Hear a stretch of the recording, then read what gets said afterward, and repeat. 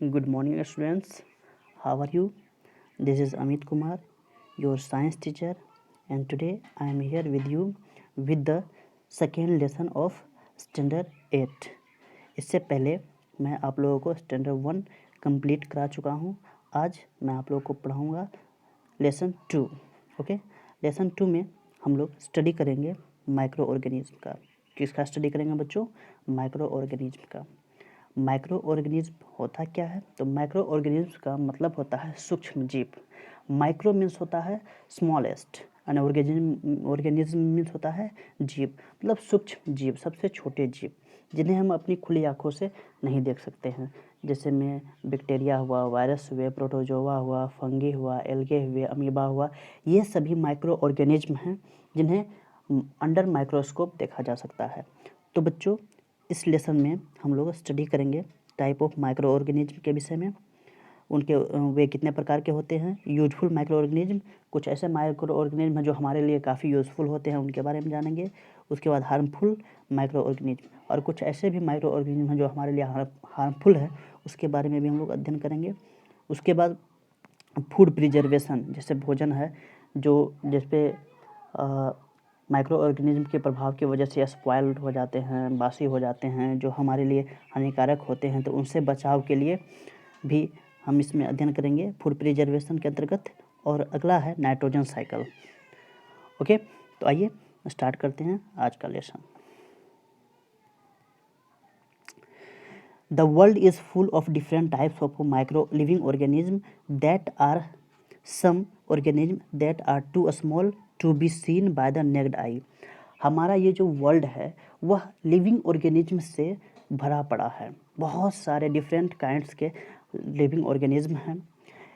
तो कुछ ऐसे भी ऑर्गेनिज्म हैं जो बहुत ही छोटे हैं, जिन्हें हम अपनी खुली आंखों से नहीं देख सकते हैं। These tiny living organism that can only seen under the microscope are called micro organism और सिंपली माइक्रोब्स। तो ऐसे ऑर्गेनिज्म, ऐसे जीव जिन्हें हम अपनी खुली आंखों से नहीं देख सकते हैं, इन्हें केवल और केवल माइक्रोस्कोप के द्वारा ही देखा जा सकता है। ऐसे ऑर्गेनिज्म को कहा जाता है माइक्रो ऑर्गेनिज्म और सिंपली माइक्रोब्स। क्लियर है बच्चों? चलिए आगे बढ़ते हैं। They are found everywhere and can be survive in extreme conditions of ice cold climate and to hot spring. तो अब माइक्रो ऑर्गेनिज्म जो हैं यह हर जगह पाए जाते हैं, और यह एक्सटर्म कोल्ड कंडीशन में भी पाए जाते हैं और एक्सटर्म में हॉट कंडीशन में भी पाए जाते हैं। काफ़ी ज़्यादा गर्म प्लेस पर भी पाए जाते हैं और काफ़ी ज़्यादा कोल्ड प्लेस पर भी पाए जाते हैं। They can survive in almost all type of habitat. यह लगभग सभी हैबिटेट में खुद को सर्वाइव करते हैं, जीवित रखते हैं। ओके, अब है माइक्रोबायोलॉजी क्या होता है। तो एक्चुअली ये होता क्या है कि the science which deals with the study of micro organism are called microbiology. तो द ब्रांच ऑफ साइंस हम लोग कह सकते हैं कि साइंस का वह शाखा जिसके अंतर्गत हम लोग माइक्रो ऑर्गेनिज्म का अध्ययन करते हैं, इन्हें कहा जाता है माइक्रोबायोलॉजी। क्या कहा जाता है बच्चों? इन्हें माइक्रोबायोलॉजी कहा जाता है। Some micro organism are useful to us while some causes disease. कुछ माइक्रो ऑर्गेनिज्म हमारे लिए काफ़ी इम्पोर्टेंट होते हैं, महत्वपूर्ण होते हैं, उपयोगी होते हैं। वहीं कुछ ऐसे भी माइक्रो ऑर्गेनिज्म हैं जो हमारे लिए हानिकारक होते हैं, जिनसे डिजीज स्प्रेड होते हैं, बीमारियां फैलती हैं। ओके बच्चों, disease causing micro organism are called pathogen. वैसे माइक्रो ऑर्गेनिज्म जो डिजीज के कारक होते हैं, बीमारियों को फैलाते हैं, उन्हें कहा जाता है पैथोजेंस, जिसका हिंदी मीनिंग होता है रोगाणु या रोगजनक। ओके, अब यहाँ पर एक एक्टिविटी दिया गया है। इस एक्टिविटी के माध्यम से आप समझेंगे कि माइक्रो ऑर्गेनिज्म, आप अंडर माइक्रोस्कोप इसे देख सकते हैं कि माइक्रो ऑर्गेनिज्म कितने छोटे होते हैं। इसके लिए हमें क्या करना पड़ेगा कि ब्रेड के कुछ स्लाइस को लेना है, इसे किसी हमिड प्लेस, वेटेड प्लेस पर रख देना है। ओके, उसके बाद 2-3 दिनों के बाद इस पर कुछ ग्रेनिश टाइप का फफूंद जमा हो जाता है, और इसके एक छोटा सा महीन सा टुकड़ा सुई के नीडल के जितना उसे लेना है, वाटर में इसको घुलाकर वाटर के एक ड्रॉप को अंडर माइक्रोस्कोप पर अगर हम देखेंगे तो हमें इस प्रकार के माइक्रो ऑर्गेनिज्म, इस प्रकार का स्ट्रक्चर दिखाई देगा। ये क्या है? फंगी है। ये क्या है? फंगी है जो ब्रेड को स्पॉइल कर रहे हैं। ओके बच्चों, तो ये फंगी भी माइक्रो ऑर्गेनिज्म है। चलिए आगे बढ़ते हैं। और माइक्रो ऑर्गेनिज्म को देखने के लिए एक और एक्टिविटी है, to show the presence of micro in water. Water में देखना है तो collect some pond water and put a drop of it on a glass slide. हम क्या करेंगे, किसी तालाब से कुछ पानी की बूंदें लाएंगे और उसे ग्लास के स्लाइड पर डाल देंगे और उसे अंडर माइक्रोस्कोप जब हम अध्ययन करेंगे तो उसमें तैरते हुए हमें माइक्रो ऑर्गेनिज्म नजर आएंगे। ओके बच्चों, क्लियर है? अब हम पढ़ने वाले हैं type of micro organism. Micro organism के प्रकार। माइक्रो ऑर्गेनिज्म कितने प्रकार के होते हैं? Okay, micro organism can be classified into 5 groups. देखो बच्चों, माइक्रो ऑर्गेनिज्म को मुख्य रूप से बांटा गया है 5 ग्रुप्स में। पहला है बैक्टीरिया, उसके बाद fungi, algae, protozoa and viruses. ये 5 ग्रुप हैं। इन 5 ग्रुपों में बांटा गया है माइक्रो ऑर्गेनिज्म को। ओके, अब हम बारी बारी से सभी का अध्ययन करेंगे। सबसे पहले बैक्टीरिया। बैक्टीरिया ये प्लूरल फॉर्म है, इसका सिंगुलर फॉर्म होता है bacterium. Okay, they are simplest microorganism and are unicellular, जिसको सिंगल सेल्ड भी कहा जाता है। बैक्टीरिया क्या होते हैं? ये सबसे सिंपलेस्ट माइक्रो ऑर्गेनिज्म होते हैं और ये यूनिसेलुलर होते हैं। यूनिसेलुलर का मतलब होता है एक कोशिकीय जीव, मतलब ऐसे जीव जिनका निर्माण केवल सिंगल सेल से हुआ है, एक सेल से हुआ है, ऐसे ऑर्गेनिज्म को कहा जाता है यूनिसेलुलर ऑर्गेनिज्म या फिर सिंगल सेल ऑर्गेनिज्म। क्लियर है बच्चों? They found in different shape like rod shape, जिसको बेसिलस कहा जाता है, स्पेरिकल शेप जिसको कोकुस कहा जाता है, स्पाइरल शेप स्पिरिलियम कहा जाता है, एंड कोमा शेप जिसे वाइब्रियो कहा जाता है। ओके, तो बैक्टीरिया जो होते हैं इनका शेप डिफरेंट होता है, ये बहुत शेप में पाए जाते हैं। लाइक एक बार मैं फिर से रिपीट कर रहा हूँ कि बैक्टीरिया के डिफरेंट शेप होते हैं। ये होते हैं रोड शेप के, स्पेरिकल शेप के होते हैं, स्पाइरल शेप के होते हैं और कोमा शेप के होते हैं। क्लियर है बच्चों? अब है almost all bacteria are invisible to the naked eye. Generally सभी बैक्टीरिया को हम खुले आँखों से नहीं देख सकते हैं। Under optimal condition bacteria can grow rapidly. जहाँ पर ऑप्टिमल कंडीशंस होता है वहाँ पर ये अच्छे से ग्रो करते हैं। ओके, चलिए यहाँ पर दिया गया है, ये है स्पाइरल शेप्ड बैक्टीरिया, ये है रोड शेप्ड बैक्टीरिया, ये है स्फेरिकल शेप्ड बैक्टीरिया और ये है कोमा शेप्ड बैक्टीरिया। ओके, तो ये हैं इसके स्ट्रक्चर। ओके, नेक्स्ट है एल्गे, जिसका सिंगुलर होता है alga. They are simple plant like organism. ये पौधे प्लांट के ऑर्गेनिज्म होते हैं। Some of them are unicellular like chlamydomonas while some other are multicellular like spirogyra. देखिए, एल्गे जनरली 2 प्रकार के होते हैं। कुछ ऐसे एल्गे होते हैं जो यूनिसेलुलर होते हैं, एक कोशिकीय होते हैं, सिंगल सेल्ड होते हैं। वहीं कुछ ऐसे एल्गी होती हैं जो मल्टी सेलुलर होते हैं, जिसमें एक से अधिक सेल होते हैं, कोशिकाएं होती है। इन्हें कहा जाता है मल्टी सेलुलर या फिर बहुकोशिकीय। ओके, तो क्लेमाइडोमोनास ये जो एल्गी है यह सिंगल सेल्ड माइक्रो ऑर्गेनिज्म है, यूनिसेलुलर है। ओके, और वहीं स्पायरोगायरा ये एग्जाम्पल है मल्टी सेलुलर एल्गे या फिर बहुकोशिकीय एल्गी का। क्लियर है बच्चों?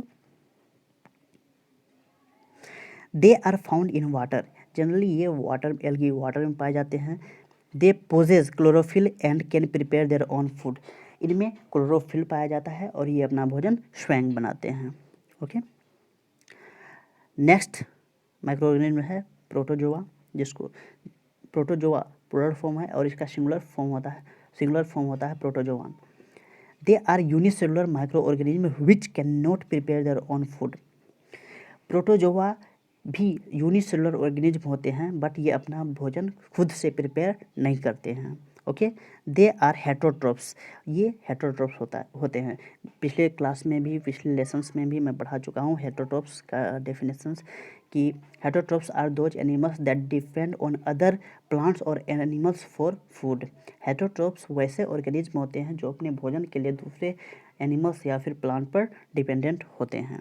Okay, for example amoeba, paramecium, plasmodium and ट्राइनोसोमा।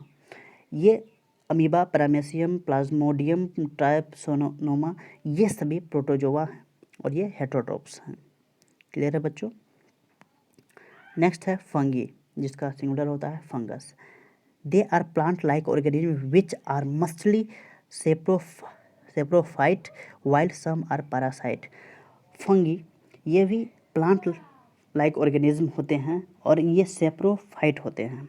Saprophyte क्या होते हैं? तो सेप्रोफाइट वैसे प्लांट्स होते हैं जो सड़े गले चीज़ों पर पनपते हैं, बढ़ते हैं और खुद को सरवाइव करते हैं। और ये पैरासाइट होते हैं, अपना भोजन दूसरे जीवों से प्राप्त करते हैं।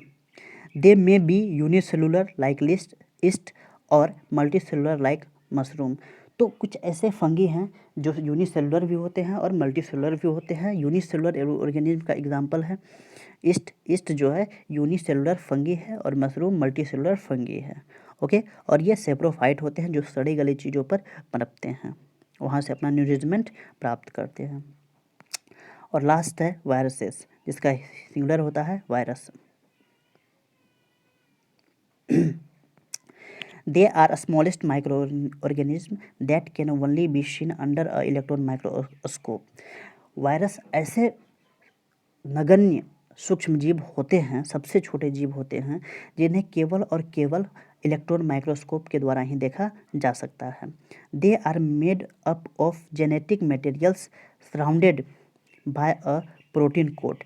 ये जेनेटिक मटेरियल के बने होते हैं इनके बॉडी के चारों ओवर कवर होता है प्रोटीन का, जिसे प्रोटीन कोट कहा जाता है। Okay, they can only multiply inside a living host cell. होता क्या है कि वायरसेस केवल लिविंग ऑर्गेनिज्म के अंदर जब प्रवेश करते हैं तब ये अपनी नंबर को मल्टीप्लाई करते हैं, अपनी संख्या में वृद्धि करते हैं, अन्यथा ये अनएक्टिव होते हैं। ओके, केवल लिविंग ऑर्गेनिज्म के संपर्क में आने के बाद ही ये एक्टिव होते हैं। Outside the host cell a virus does not show any characteristic of a living things. अगर किसी होस्ट के बॉडी के बाहर होते हैं वायरस तो ये कोई कैरेक्टरिस्टिक नहीं शो करते हैं। Okay, virus are said to be neither living nor non living organism. Virus न तो लिविंग ऑर्गेनिज्म है और ना ही नॉन लिविंग ऑर्गेनिज्म है। और जब ये किसी लिविंग ऑर्गेनिज्म के संपर्क में आते हैं तो ये लिविंग हो जाते हैं, और ये जब किसी लिविंग ऑर्गेनिज्म संपर्क में नहीं होते हैं तो नॉन लिविंग होते हैं। बट ये न तो लिविंग है और ना ही नॉन लिविंग के कैटेगरी में इन्हें रखा गया है। Bacteriophage, influenza virus are some example of virus. Bacteriophage और इन्फ्लुएंजा वायरस जो है ये सभी वायरस के एग्जाम्पल हैं। ओके, अब नेक्स्ट है useful microorganism. Some micro organism are useful to us in several way as explained below. कुछ ऑर्गेनिज्म हमारे लिए बहुत तरीक़ों से यूजफुल होते हैं, उपयोगी होते हैं, इन्हें नीचे एक्सप्लेन किया गया है। आइए देखते हैं। पहला है इन प्रिपरेशन ऑफ फूड आइटम। भोजन के निर्माण में बहुत सारे वायरस का यूज़ होता है। आइए देखते हैं किस किस फूड के निर्माण में इनका यूज़ होता है। तो a bacterium called lactobacillus is useful in making of curd from milk. चलिए, एक बैक्टीरिया है लैक्टोबैसिलस, जिसका यूज़ होता है मिल्क को कन्वर्ट करके दही बनाने में। ओके, ये लैक्टोबैसिलस जनरली आपने अपने घरों में दही को बनते हुए देखा होगा। आपकी मम्मी कभी दही जमाई होंगी तो आपने देखा होगा कि सबसे पहले मिल्क को स्टीम पर थोड़ा बॉयल कर लिया जाता है, उसके बाद उसमें कुछ अमाउंट में दही डाला जाता है। तो वो दही जो होता है उसे हम लोग जनरली जोरन कहते हैं, जिसमें बहुत सारे लैक्टोबैसिलस के बैक्टीरिया होते हैं, लैक्टोबैसिलस बैक्टीरिया होते हैं। और वे जब उसको जब मिल्क में डाला जाता है तो यह अपने नंबर को मल्टीप्लाई करते हैं और इस तरह से हमारा मिल्क कन्वर्ट होता है किसमें? कर्ड में। क्लियर है? मिल्क कंटेन्स लैक्टोस, जिसको मिल्क शुगर का भी कहा जाता है। Curd contains the bacterium lactobacillus that help to convert lactose into milk to lactic acid. तो मिल्क में जो लैक्टोस होता है, लैक्टिक एसिड, उसको चेंज करता है किसमें?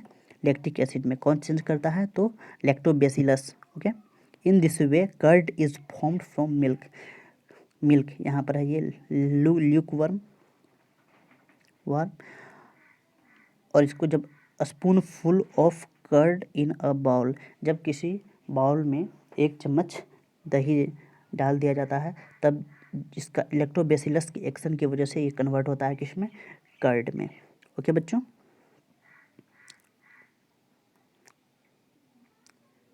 चीज and paneer are made by using lactobacillus और स्ट्रेप्टोकोकस।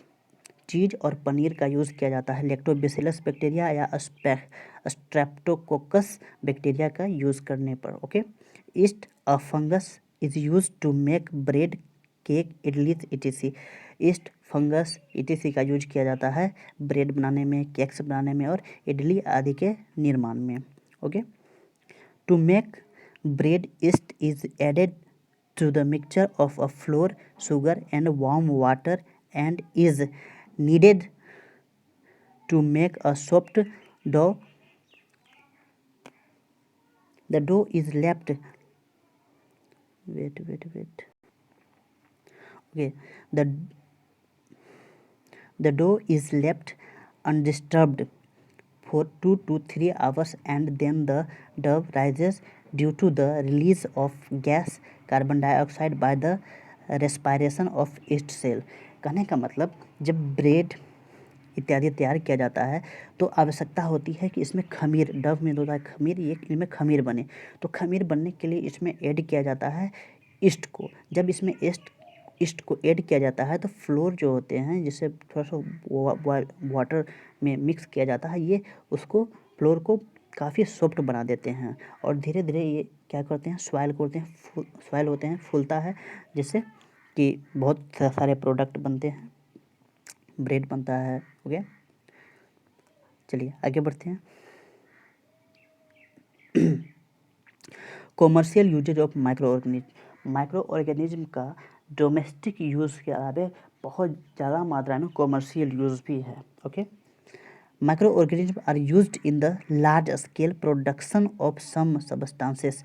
जहाँ पर उच्च स्तर पर, उच्च पैमाने पर प्रोडक्शन किया जाता है वस्तुओं का, वहाँ पर ज़्यादा मात्रा में यूज़ होता है माइक्रो ऑर्गेनिज्म का। Some commercial uses of different micro organism are as fellow.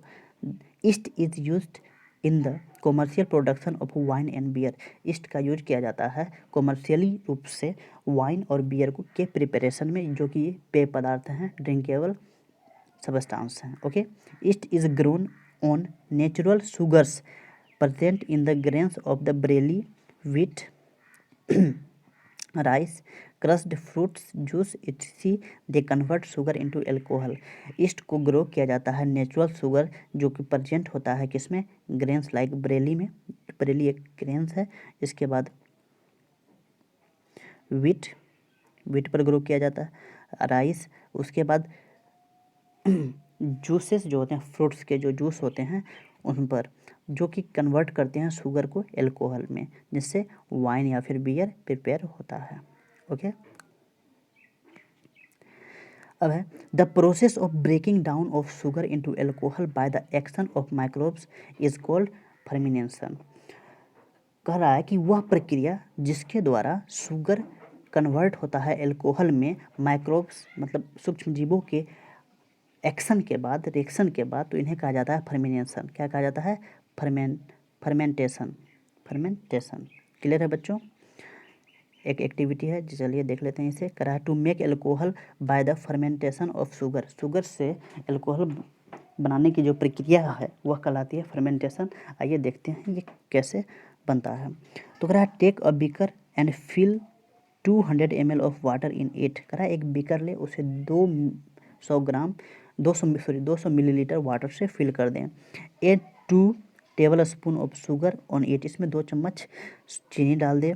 Stair it well. इसे अच्छी तरह से हिलाए ताकि पूरा चीनी अच्छे से वाटर में मिक्स हो जाए। Then add half spoon of yeast on it and cover it with a watch glass.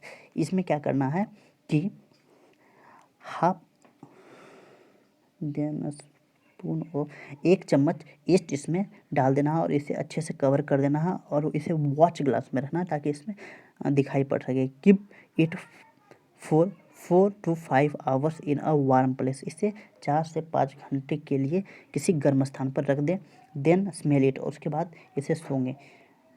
You will find that it smells like alcohol. आप पाएंगे कि यह एल्कोहल की तरह स्मेल करता है। ओके, यहाँ पर शुगर सॉल्यूशन है, इसमें ईस्ट डाला गया तो इनका जो फर्मेंटेशन हुआ तो इसकी वजह से ये निर्माण हुआ एल्कोहल का। Okay,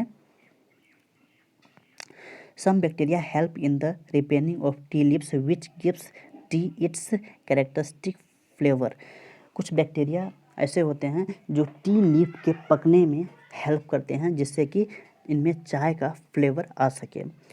east is an important source of vitamin B complex. Vitamin B complex जितने भी हैं, vitamin B1, vitamin B2, vitamin B3, B से B12 तक, इन सभी को कहा जाता है विटामिन बी कॉम्प्लेक्स। इन सभी के निर्माण में ईस्ट का यूज़ किया जाता है। The fermentation property of some fungi is used to manufacturing of citric acid, oxalic acid, etc. कुछ ऐसे एसिड हैं जिनके निर्माण में यूज होता है फंगी का, जैसे सिट्रिक एसिड और ऑक्जेलिक एसिड के निर्माण में फंगी का यूज किया जाता है फर्मेंटेशन प्रोसेस के द्वारा। ओके, मैं इसे थोड़ा जूम कर लेता हूँ। Some other uses of micro organism के और भी बहुत सारे यूजेज हैं। चलिए आगे बढ़ते हैं। Rhizobium bacteria are present in the root nodules of leguminous plants like pea and beans. देखिए, बहुत सारे ऐसे प्लांट्स होते हैं जिनके रूट में राइजोबियम नामक बैक्टीरिया पाया जाता है। तो ये राइजोबियम नामक बैक्टीरिया पाया जाता है कैसे पौधों में? तो लेगुमिनियस प्लांट्स में पाए जाते हैं। लेगुमिनियस प्लांट्स का मतलब होता है फलदार पौधे। Okay, these bacteria are able to fix atmospheric nitrogen and convert it into suitable forms like nitrates. ये बैक्टीरिया, राइजोबियम नामक बैक्टीरिया जो होते हैं, यह हमारे एटमॉस्फेयर में विद्यमान जो नाइट्रोजन है उसे कन्वर्ट करते हैं नाइट्रेट्स में। Okay, some bacteria and blue green algae living in the soil can also fix atmospheric nitrogen into nitrates. कुछ ब्लू ग्रीन एल्गे भी हैं जो सॉइल में प्रेजेंट होते हैं, जो एटमॉस्फेरिक नाइट्रोजन को कन्वर्ट करते हैं नाइट्रेट्स में। Okay, these microbes are commonly called biological nitrogen fixer. इन्हें कहा जाता है biological nitrogen fixer. Soil fertility increase with nitrogen fixation. और नाइट्रोजन फिक्सेशन के द्वारा क्या होता है कि सॉइल की फर्टिलिटी बढ़ती है, जिससे क्रॉप्स का उत्पादन अच्छे से होता है। ओके, ज़्यादा मात्रा में होता है, ज़्यादा अमाउंट में होता है।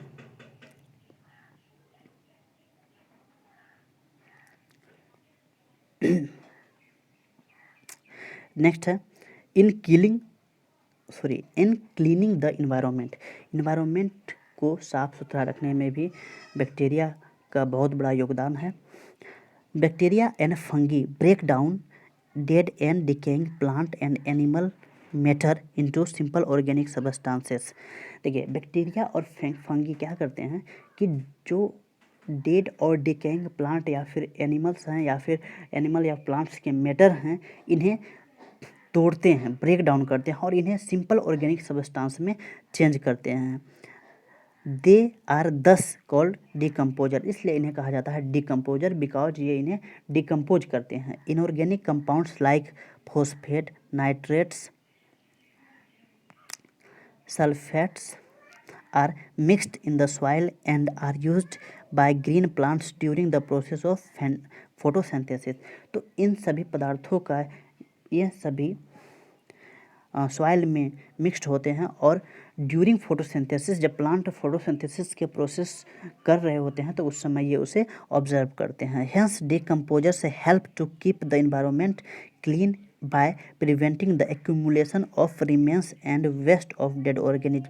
तो इस प्रकार से डिकम्पोजर्स जो होते हैं ये इन्वायरमेंट को क्लीन करते हैं। ओके, ये एक्यूमुलेट करते हैं जो भी रिमेन्स होते हैं, अवशेष होते हैं, वेस्ट पदार्थ या फिर डेड ऑर्गेनिज्म के, इन्हें ऑर्गेनिक और इनऑर्गेनिक सबस्टांस में कन्वर्ट करते हैं। ओके, जिससे हमारा इन्वायरमेंट क्लीन होता है, साफ सुथरा रहता है। ओके, नेक्स्ट है in sewage disposal microorganism like bacteria decompose municipal waste into useful substances. बहुत शहरों में क्या होता है या फिर गांव में ही हमारे किचन से या फिर स्वीपिंग जब होती है, बुहारन होती है, तो इस प्रकार से जो भी प्राप्त होते हैं कूड़ा कचरा, इन्हें कहा जाता है म्यूनिसिपल स्वेज। ठीक है, इन सभी को कन्वर्ट करते हैं बैक्टीरिया, डिकम्पोज करते हैं। During the treatment of sewages anaerobic bacteria produce methane gas which is also called biogas. और इन्हें जब एक कंटेनर में एकत्रित किया जाता है तो इसमें एनारोबिक जो बैक्टीरिया होते हैं, एनारोबिक बैक्टीरिया का मतलब होता है बच्चों अवायवीय बैक्टीरिया। ऐसे बैक्टीरिया जो हवा की अनुपस्थिति में भी ग्रो करते हैं उन्हें कहा जाता है एनारोबिक बैक्टीरिया। ये बैक्टीरिया उस वेस्ट सबस्टांस को, म्यूनिसिपल वेस्ट को कन्वर्ट करते हैं मीथेन गैस में, जिससे मीथेन गैस प्रोड्यूस होता है, जिसे हम बायोगैस भी कहते हैं, जिन्हें हम अपने घरों में यूज़ करते हैं लाइट के लिए, कुकिंग के लिए, और भी इसके कई सारे यूज़ हैं। अब है in industries bacteria are used in the leather industries for tanning the skin of animals making the leather soft and flexible. बहुत सारे बड़े बड़े इंडस्ट्रीज़ में बैक्टीरिया का यूज़ किया जाता है चर्म शोधन में। टैनिंग मीन्स होता है चर्म शोधन, चमड़े के शोधन में। ओके, एनिमल्स के स्किन के शोधन में, ताकि उनसे तैयार हो सके लेदर जो कि काफ़ी सॉफ्ट और फ्लेक्सिबल हो। ओके, नेक्स्ट है bacteria are used in the jute industries for the separation of jute fibre from the stem by destroying the stem tissues. Jute के जो फाइबर होते हैं, जो कनेक्टेड होते हैं उसके स्टीम से, तो स्टीम से जूट के फाइबर को अलग करने में, सेपरेट करने में बैक्टीरिया का बहुत बड़ा योगदान होता है। ओके, इन्हें यूज़ किया जाता है, इनका यूज़ किया जाता है।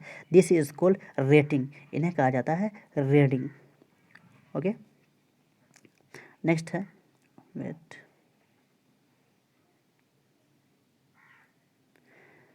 इन प्रिपरेशन ऑफ एंटीबायोटिक्स। अब हम स्टडी करेंगे एंटीबायोटिक्स क्या होता है।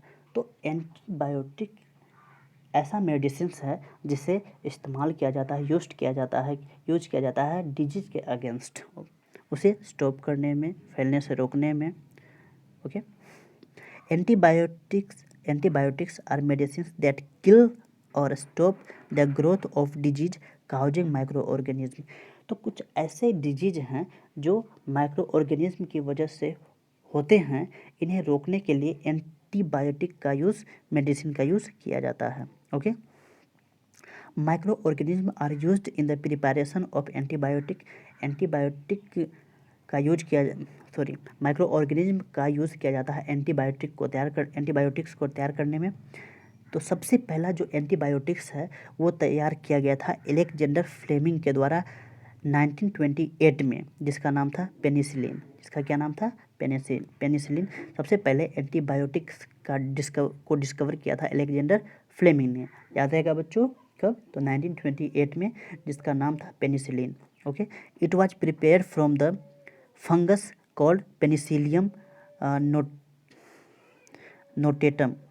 यह सबसे पहले प्रिपेयर किया गया था फंगस से, जिसका नाम था पेनिसिलियम नोटेटम।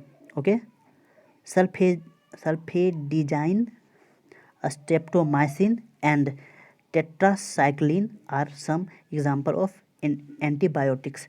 तो सल्फेडियाजाइन, स्ट्रेप्टोमाइसिन, टेट्रासाइक्लिन और इत्यादि क्या हैं? एंटीबायोटिक्स के एग्जाम्पल्स हैं। ओके, नेक्स्ट है इन प्रिपरेशन ऑफ वैक्सीन्स। तो वैक्सीन्स आर एडेड और weekend micro organism that introduced in the body. Vaccines क्या होते हैं? जनरली आप बच्चों जो बच्चे 0 से 5 ईयर्स के होते हैं उन्हें वैक्सीन्स दिया जाता है। बहुत सारे वैक्सीन्स दिया जाए, जैसे BCG का वैक्सीन दिया जाता है, डिप्थीरिया का वैक्सीन दिया जाता है, खासरा का वैक्सीन दिया जाता है। बहुत सारे ऐसे रोग हैं जिनका उन्हें वैक्सीन दिया जाता है। तो ये वैक्सीन होते क्या हैं? तो ये वैक्सीन कोई केमिकल सब्सटेंस नहीं होते हैं, यह डेड और वीकेंड माइक्रो ऑर्गेनिज्म होते हैं। मतलब जो जैसे डिप्थीरिया है या खासरा है या पोलियो है, तो इनके जो ये जिनसे होते हैं, जिस ऑर्गेनिज्म से होते हैं, उन ऑर्गेनिज्म को वीक किया जाता है, काफ़ी कमज़ोर किया जाता है, या फिर उन्हें डेड करके हमारे बॉडी में इंजेक्ट किया जाता है। इससे क्या होता है कि हमारा बॉडी उन माइक्रो ऑर्गेनिज्म के विरुद्ध एक एंटीबॉडी तैयार कर लेता है, ताकि भविष्य में कभी भी इस प्रकार के वायरस का प्रभाव हमारे शरीर पर नहीं पड़े और हम बचे रहें टीबी से, डिप्थीरिया से, खासरा से, ओके, या फिर पोलियो से। The weekend micro organism do not harm the body. Weekend मतलब जो कमज़ोर माइक्रो ऑर्गेनिज्म होते हैं, ये हमारे बॉडी को हानि नहीं पहुंचाते हैं। They introduce the formation of antibodies that fight against disease and develop immunity. ये वीकेंड माइक्रो ऑर्गेनिज्म हमारे बॉडी में एंटीबॉडीज़ को डेवलप करते हैं और डिजीज के अगेंस्ट फाइट भी करते हैं, और हमारे शरीर में इम्यूनिटी को भी डेवलप करते हैं। This process is called vaccination. इस प्रोसेस को कहा जाता है वैक्सीनेशन। क्लियर है बच्चों? अब है इम्यूनिटी क्या होता है, तो the ability of a body to resist or fight a disease is known as immunity. तो वह हमारे शरीर के द्वारा की वह योग्यता जिससे हमारा शरीर बीमारियों के अगेंस्ट लड़ता है, उन्हें रोकता है, उन्हें इस एबिलिटी को कहा जाता है इम्यूनिटी। बच्चों, अभी कोविड-19 महामारी को, जिसे कोरोना कहा जाता है, पूरे वर्ल्ड में महामारी बनी हुई है, जिससे लगभग सभी देश प्रभावित हैं, सभी राज्य प्रभावित हैं, सभी डिस्ट्रिक्ट प्रभावित हैं। तो अगर आपका इम्यूनिटी सिस्टम स्ट्रॉन्ग है, आपका इम्यूनिटी ज़्यादा है, तो ये इम्यूनिटी इस कोविड-19 वायरस से लड़ने में हेल्प करता है, जिससे कि आपकी सुरक्षा होती है, आप इन्फेक्टेड नहीं होंगे। इसलिए इम्यूनिटी को डेवलप करना चाहिए। इसको डेवलप करने के लिए खट्टे पदार्थ यूज़ किए जाते हैं, जैसे नींबू, संतरा इत्यादि का यूज़ किया जाता है। इत्यादि से इम्यूनिटी सिस्टम बढ़ता है, और साथ ही साथ रेगुलर एक्सरसाइज, योगा इत्यादि से भी इम्यूनिटी डेवलप होता है। तो आई होप आप सभी ये सब रेगुलरली करते ही होंगे।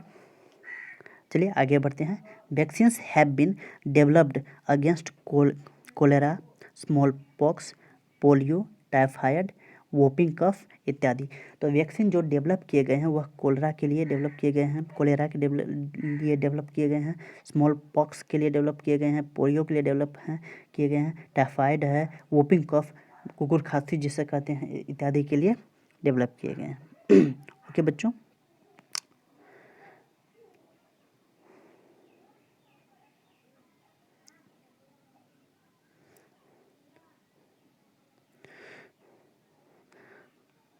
तो बच्चों आज की क्लास यहीं पर समाप्त होती है, और ये जो वीडियो लेक्चर है यह लेसन 2 का फर्स्ट वीडियो लेक्चर है। सेकेंड वीडियो लेक्चर भी आपको मिल जाएगा, एक ही दिन मिलेगा, आप उसे दोनों को एक साथ पढ़ेंगे।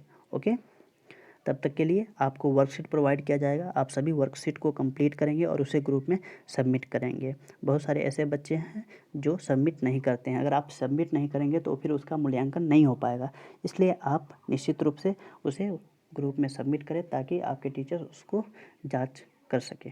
ओके बच्चों, तब तक के लिए बाय, टेक केयर, मिलते हैं नेक्स्ट वीडियो में।